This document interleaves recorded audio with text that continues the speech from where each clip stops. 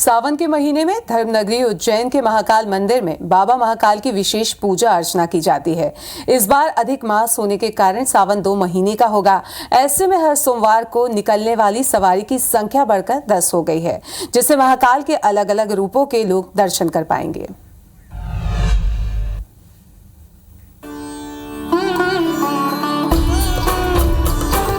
यूं तो शिव की महिमा अपरंपार है, लेकिन उज्जैन के महाकालेश्वर मंदिर के दक्षिण मुखी होने के कारण इसका महत्व और भी बढ़ जाता है। यही वजह है कि इन्हें कालों के काल महाकाल के नाम से भी पुकारा जाता है। इस बार अधिक मास होने के कारण सावन 2 महीने का होगा, जिसके दूसरे महीने में नाग पंचमी और रक्षाबंधन का त्योहार मनाया जाएगा।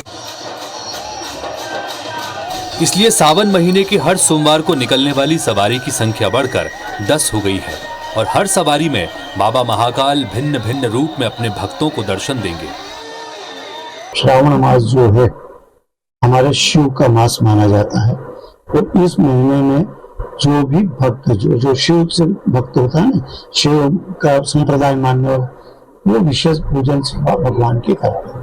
जो श्रावण है वो अधिक महीना है, तो अधिक मास होने से एक मास जब बढ़ जाता है तो 10 सवारियां इस बार श्रावण में निकलेगी। बाबा महाकाल के पूजन अभिषेक को लेकर शास्त्रों में उल्लेख है कि पूरी शिद्दत से भगवान शिव की पूजा करने से भी वही फल प्राप्त होता है जो भौतिक रूप से शिवलिंग की पूजा करने से प्राप्त होता है। लेकिन सावन माह में भगवान शिव का किया गया पूजन अनेक बाधाओं और समस्याओं से मुक्ति दिलाता है।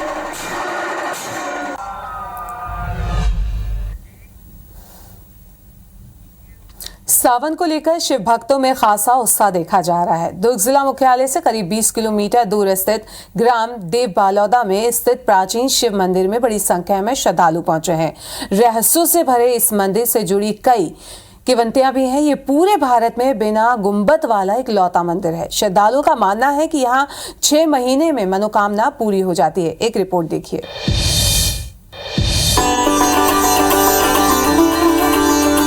दुर्ग जिला मुख्यालय से करीब 20 किलोमीटर दूर ग्राम देव बलौदा में भगवान शिव जी का प्राचीन मंदिर है। इसका नाम है छामासी मंदिर। सावन का महीना हो या शिवरात्रि, इस मंदिर में भक्तों का तांता लगा रहता है। रहस्यों से भरे इस मंदिर से जुड़ी कई किंवदंतियां हैं। ग्रामीणों की माने तो राजा विक्रमादित्य ने इस मंदिर का निर्माण करवाया था, लेकिन पुरातत्व विभाग इसे 13वीं शताब्दी का कलचुरी कालीन मंदिर बताता है। गांव के बुजुर्गों और दंत कथा के अनुसार कारीगर की पत्नी रोज खाना लेकर आती थी। एक दिन पत्नी के बदले उनकी बहन खाना लेकर आ गई। उस वक्त कारीगर नग्न अवस्था में मंदिर का निर्माण कर रहा था। खाना लाते अपनी बहन को देखकर वह शर्मसार हो गया और मंदिर के निकट स्थित कुंड में कूद गया। इस घटना के बाद उनकी बहन भी मंदिर के पीछे स्थित तालाब में कूद गई। इस वजह से मंदिर के ऊपर गुम्बद का निर्माण नहीं हो पाया और शायद पूरे भारत में बिना गुम्बद वाला यह इकलौता मंदिर है। यहाँ तो अभी तो बहुत आता है आदमी, बहुत लोग पहले नहीं आता था, अभी ना 2 साल से ज़्यादा आ रहा है आदमी। सावन में बहुत अच्छा रहता है, इसमें बहुत भीड़ रहता है सब मार्ग, और शिवरात्रि में तो 2 दिन तो पूरा भीड़ रहता है। इस प्राचीन मंदिर के प्रति लोगों की आस्था ऐसी है कि कोई भी मनोकामना यहाँ 6 महीने में पूरी हो जाती है। हर साल देश भर से करीब 2 से 3 लाख लोग यहाँ दर्शन के लिए पहुँचते हैं। यहाँ महाशिवरात्रि में 3 दिनों का विशाल मेला लगता है। मेले के दौरान भक्तों की भीड़ कई गुना बढ़ जाती है। वहीं सावन में भी शिवनाथ नदी से जल लेकर कई कांवरिये देव बलौदा के इस प्राचीन मंदिर में पहुंचकर महादेव को जल अर्पण करते हैं। यहाँ जो भी मन्नत है हमेशा पूरा होता है। ये 6 मासी रात में जो 6 महीने की रात होती थी, उस वक्त की प्राचीन शिव मंदिर है, और जो भी मनोकामना सच्चे मन से मांगते हैं हमेशा मन्नत पूरा होता है। मेरी आस्था बचपन से है, यहाँ पूरा बचपन बिताया है मैंने। जो भी भोलेनाथ से मंगाया हमेशा मेरे से मिला है। सावन में शिव जी को जल अर्पित करने का अलग ही महत्व है। कहा जाता है कि अमृत मंथन के दौरान जब समुद्र से विष निकला था, तब उसे महादेव ने अपने कंठ में धारण कर लिया था। विष की वजह से उनके तन में जलन होने लगी, तब देवों ने उन्हें जल अर्पित किया। इससे उन्हें ठंडक मिली। तब से ही सावन में शिव जी को जल चढ़ाने से भक्तों की सभी मनोकामना पूरी होती है। करीब 13वीं 16वीं शताब्दी के आसपास यह बना मंदिर लाल वरुआ पत्थर, चूना और गुड़ की जोड़ाई से बना हुआ है और इसकी मजबूती आप देख सकते हैं कि हजारों वर्ष बीतने के बाद भी आज यह मंदिर इतिहास का गवाह बना हुआ है। कोमल धनेसर, IBC 24 भिलाई। सावन का पावन महीना शुरू होते ही श्रद्धालुओं की भीड़ मंदिरों में उमड़ रही है। रायपुर के प्राचीन मंदिर में एक हटकेश्वर नाथ मंदिर है, जहां सुबह से ही जल अभिषेक के लिए भक्त पहुंच रहे हैं। सावन पर भगवान भोलेनाथ का विशेष श्रृंगार किया गया। मंदिर में भीड़ को देखते हुए भक्तों के लिए आने और जाने के लिए अलग अलग रास्ते बनाए गए हैं। मंदिर का जायजा लिया हमारी संवाददाता सुप्रिया पांडे ने। आज से श्रावण मास की शुरुआत हो चुकी है और इस वक्त हम रायपुर के महादेव घाट स्थित हटकेश्वर नाथ महादेव मंदिर में मौजूद हैं और यहाँ पर आप देखेंगे कि भक्तों की भारी भीड़ नजर आ रही है। भक्त भगवान की भक्ति में लीन नजर आ रहे हैं। हमारे साथ कुछ भक्त हैं, उनसे भी बात कर जानेंगे कि वे इस पर्व को लेकर के क्या कहेंगे। श्रावण मास एक तरीके से कहा जाता है कि भगवान शिव को समर्पित है ये महीना और ऐसे पर्व के रूप में भी काफ़ी लोग मनाते हैं। आप कैसे देखते हैं, कैसे पूजा करते हैं? एक लोटा जल सब समस्या का हल। हमारे लिए तो यही है, बाबा महादेव ही सब कुछ है हमारे लिए। बस आप बताइए किस तरह से पूजा अर्चना करते हैं और भगवान शिव के प्रति कितनी आस्था रखते हैं? जी, एक लोटा जल रोज चढ़ाइए, भगवान को अच्छे से मानिए और जो भी मनोकामना है वो भोलेनाथ हमारी पूरा करेंगे। यही सावन की बड़ी बात। बिल्कुल, तो यहाँ पर भक्तों ने कहा कि जो भी मनोकामना है वो महादेव ज़रूर पूरा करेंगे। आप देखेंगे कि यहाँ पर भगवान शिव के दर्शन के लिए भक्तों की लाइन लगी हुई है। हम महादेव का श्रृंगार भी दिखाएंगे आपको। आप देखेंगे कि आज श्रावण महीने की आज से शुरुआत हुई है, इसलिए भगवान शिव का भी विशेष रूप से श्रृंगार किया गया है और भगवान शिव की भक्ति में जो भक्त है वो लीन है। तमाम भक्त यहाँ पर बारी बारी से पहुँच रहे हैं और भगवान शिव को जल अर्पित कर रहे हैं, दुग्ध अर्पित कर रहे हैं, धतूरा अर्पित कर रहे हैं। इस तरीके से तमाम पूजन सामग्रियां भगवान शिव को अर्पित कर रहे हैं। इस बार 2 महीने का सावन होगा, इसलिए यहाँ पर आप देखेंगे कि भक्तों की भीड़ अभी भी नजर आ रही है और ऐसी ही भीड़ पूरे सावन महीने भक्तों की देखने को मिलेगी। कैमरामैन संजय सिन्हा के साथ सुप्रिया पांडे, IBC 24 रायपुर।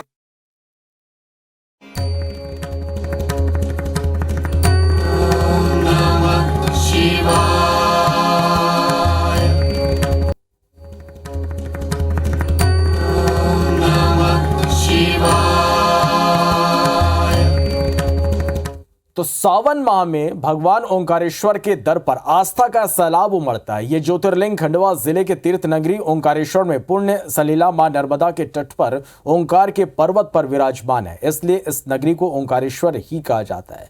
धार्मिक मान्यताओं के अनुसार असंख्य भक्त यहाँ प्रतिदिन आते हैं और मां नर्मदा में स्नान कर अपने पापों की मुक्ति की कामना करते हैं।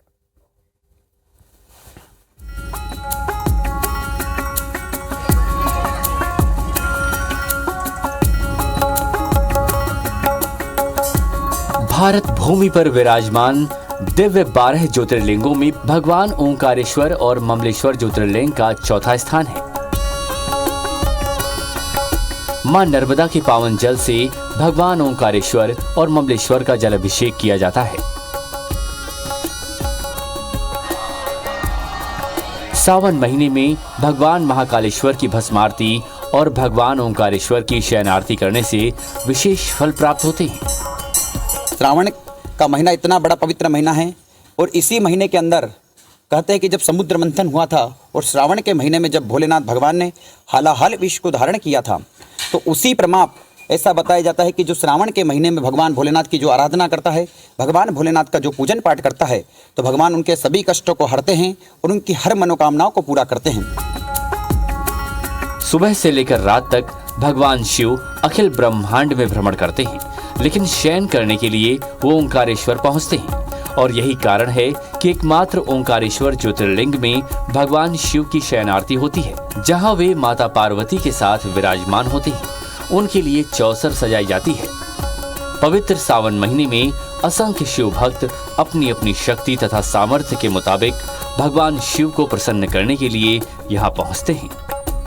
खंडवा जिले का सौभाग्य है कि ओंकारेश्वर मानदाता की इस नगरी में स्वयं भोले बाबा मां नर्मदा के तट पर विराजमान है और बड़ी संख्या में देश भर के श्रद्धालु 365 दिन के साथ ही सावन मास में और अधिक संख्या में वहाँ पर पधार कर भोले बाबा के दर्शन करते हैं। 12 ज्योतिर्लिंग में से एक ज्योतिर्लिंग हमारे खंडवा जिले के अंदर ओंकारेश्वर भी आता है, जो कि मां नर्मदा के तट पर है।